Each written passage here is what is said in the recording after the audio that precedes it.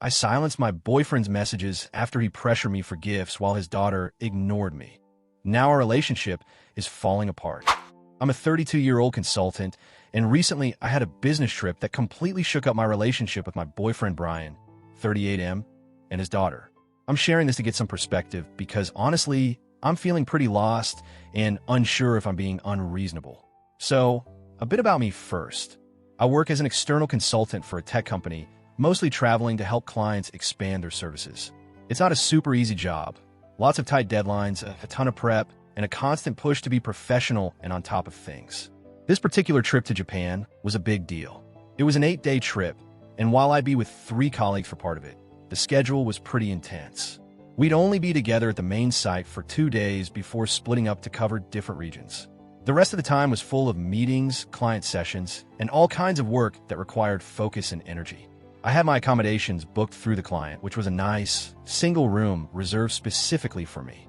It was perfect for what I needed, a quiet place to work and rest, and close to where the meetings were held.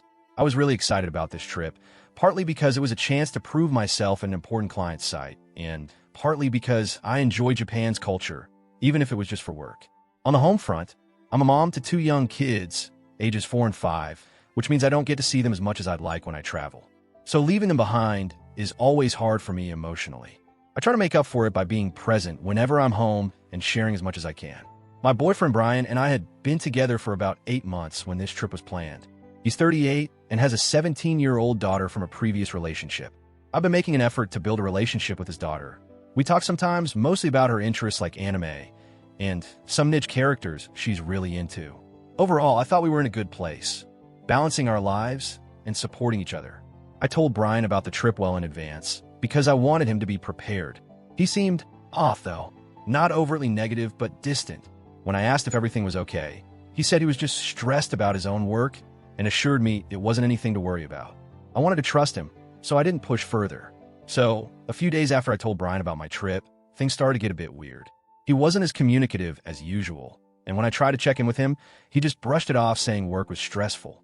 I thought maybe he was just having a rough week and didn't want to bother me with his problems. But then, out of nowhere, Brian asked if he could come along on the trip. I was totally caught off guard. Like, this was a business trip with a tight schedule and professional meetings. It wasn't a vacation or casual hangout. I told him I needed to think about it because, honestly, it sounded complicated and unlikely. What really surprised me was that he then said he wanted his daughter, his 17-year-old, to come too. He said she loves anime, especially some pretty niche characters related to Japanese culture, and he thought this could be a cool experience for her. He seemed genuinely excited about the idea. I get why he thought that way. I want to have a good relationship with his daughter too, and I respect that she has her interests and passions. But on the other hand, this was a work trip, not a family vacation. The client had paid for my room, which was booked as a single occupancy. Changing it to a suite or adding another room would mean canceling or rebooking, which felt unprofessional and potentially disruptive. Plus, the schedule was tight, lots of meetings, site visits, and little downtime. Bringing 2 extra people who weren't part of the trip felt like it would complicate everything, from logistics to professionalism. And honestly, I have my own kids, ages 4 and 5, who I want to share big moments with. But even I wouldn't bring them on a trip like this. It's not the right setting for kids. When I told Brian all this, he got frustrated. He said I should just ask the client if changes were possible, and besides, he'd cover any additional expenses. But the whole point of the trip was to generate income, not spend extra money. It felt like he didn't fully get the seriousness of the situation. I also felt uncomfortable asking the client for special accommodations. I didn't want to seem unprofessional or cause any delays. So I declined firmly but gently. This was the start of tension that didn't quite resolve. The bigger problem was that Brian seemed to underestimate the demands of my job in the cultural context. I'd spent days learning about Japanese business etiquette, how to behave, how to communicate politely, what to expect, because I wanted to be respectful and professional. But Brian's behavior and sense of humor sometimes risked clashing with this. For example, during one of the dinners with clients and my colleagues, I was anxious about how Brian might act. I didn't want him to do or say something that could jeopardize my work relationship. I debated whether to ask him to stay at the hotel or bring him along. Both felt like bad options. Leaving him alone at the hotel felt cold for a partner, but bringing him to the dinner, especially uninvited, felt awkward and unprofessional. When I shared these concerns with him, Hoping for understanding, he got defensive and angry. Then he went silent on me. No texts, no calls. This silent treatment stressed me out even more, and it was hard to concentrate on my work while worried about our relationship back home. I was about to leave for the airport, still tense and unsure if we'd talk before I left. So the trip began, and honestly, it was a mix of excitement and stress for me. I was focused on my work, but constantly distracted by the tension brewing at home with Brian. We barely spoke once I landed in Japan. I sent him messages, tried to check in, but his replies were short, distant, and sometimes late. What hurt even more was his daughter's silence. I had been trying to build a relationship with her, sending friendly texts, asking how she was, even sharing little things about the trip. But she never replied to any of my messages. I didn't know if she was upset because I hadn't agreed to bring them along or if Brian had told her something that made her ignore me. It felt like being shut out, especially since I had taken the effort to connect with her.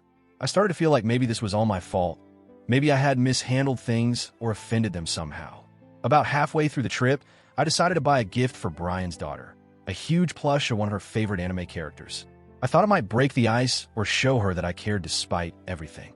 I sent her a selfie with the plush, asking if she liked it. Still, no answer.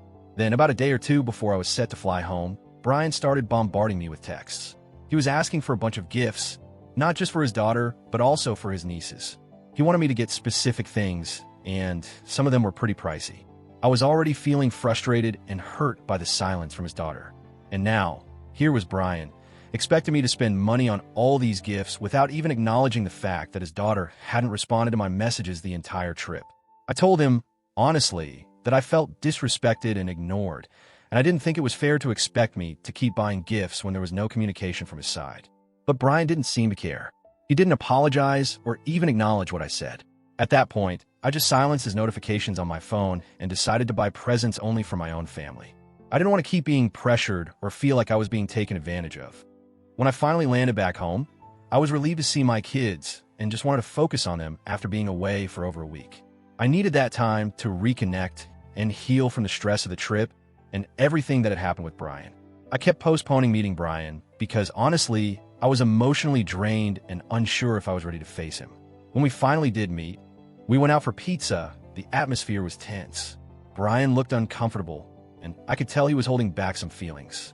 And he told me outright that I had let his daughter down. He said she was disappointed that she thought she was getting the plush toy I had sent her, but that I hadn't brought it with me in person. He seemed genuinely upset and even a bit hurt. I tried to explain my perspective, that I didn't think it mattered because she had ignored me the whole time, didn't reply to any of my messages, and that it felt like a one-sided relationship. I also shared how overwhelmed I was by his last-minute gift requests and how I felt pressured. We went back and forth for a while, but it didn't feel like we reached any understanding. It was frustrating because Brian seemed to think that a gift would fix everything, but I felt the real problem was deeper, a lack of communication, respect, and understanding. Now, after all that's happened, I'm feeling more confused and hurt than ever. I thought Brian and I were building something meaningful, a partnership where we'd support each other and respect each other's boundaries. But this whole experience has made me question everything. I feel like Brian thinks buying a gift for his daughter is some kind of magic fix for the issues between us, but I disagree.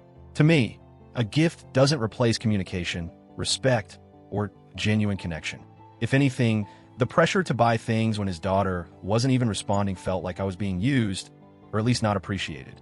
I also feel really sad about the silence from his daughter. I try to reach out and be kind, but she completely blanked me. That's hard to swallow when you're making an effort to be part of someone's family. Honestly, I'm considering ending this relationship. I love Brian and care about his daughter, but I can't keep feeling like I'm being dragged down or manipulated. I need clarity and respect. I need a relationship where boundaries are honored, where communication is honest, and where I'm not pressured into uncomfortable situations. I've been reflecting on whether I was too rigid or harsh, but the more I think about it, the more I believe I was protecting myself and my career. This trip was important for my future, and I can't afford to let personal complications jeopardize that. If Brian truly wants this to work, he needs to understand my perspective and respect my limits. If not, then maybe it's time to walk away. Thanks for reading, Reddit. I'm really hoping for honest opinions here. AITA?